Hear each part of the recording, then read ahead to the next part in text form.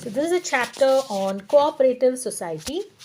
A cooperative society is a voluntary association of persons of moderate means who unite together to protect and promote their common economic interests. Features: 1. Voluntary association, 2. Legal status, 3. Limited liability, 4. Democratic control, 5. Service motive, 6. Bound by government rules, 7. Distribution of surplus. Now, coming to voluntary association. Everyone having a common interest is free to join a cooperative society and can also leave the society after giving proper notice.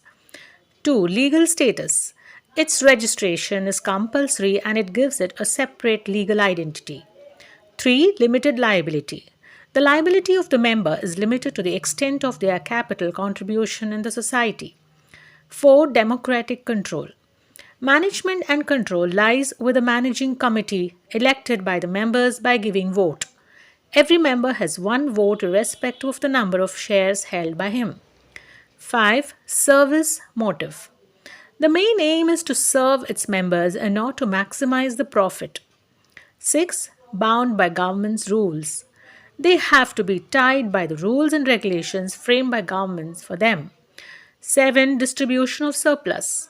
The profit is distributed on the basis of volume of business transacted by a member and not on the basis of capital contribution. Now, coming to merits. Exercise of formation, it can be started with a minimum of 10 members. Limited liability, the liability of members is limited to the extent of their capital contribution. Stable existence, due to registration, it is a separate legal entity and is not affected by the death, luxury, or insolvency of any of its members. Economy in operations due to elimination of middlemen and voluntary services provided by its members. 5. Government support. Government provides support by giving loans at lower interest rates, subsidies, and by charging less taxes. 6. Social utility. It promotes personal liberty, social injustice, and mutual cooperation. They help to prevent concentration of economic power in few hands. Limitations: 1. Shortage of capita, 2. Inefficient management, 3. Lack of motivation, 4. Lack of secrecy, 5. Excessive government control, 6. Conflict among members. Now, what are these limitations? 1. Shortage of capita. It suffers from shortage of capital as it's usually formed by people with limited means. 2. Inefficient management. Cooperative society is managed by elected members who may not be competent and experienced. Moreover, it can't afford to employ expert and experienced people at high salaries. 3. Lack of motivation. Members are not inclined to put their best efforts as there's no direct link between efforts and reward. 4. Lack of secrecy. Its affairs are openly discussed in its meeting, which makes it difficult to maintain secrecy. 5. Excessive government control. This suffers from excessive rules and regulations of the government. It has to get its accounts audited by the auditor and has to submit a copy of its accounts to the registrar. 6. Conflict among members. The members are from different sections of society with different viewpoints. Sometimes, when some members become rigid, the result is conflict.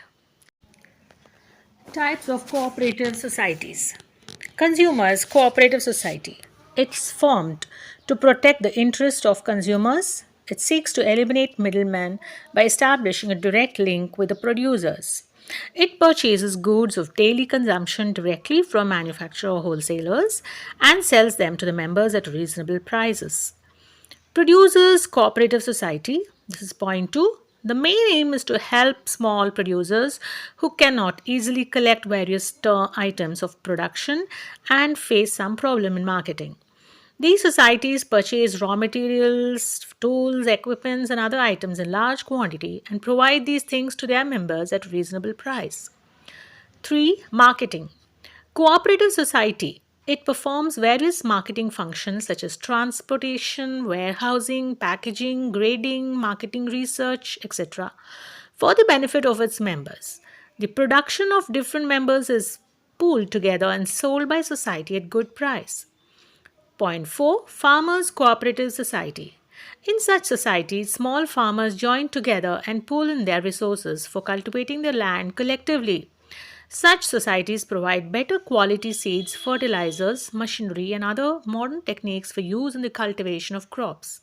It provides them opportunity of cultivation on large scale.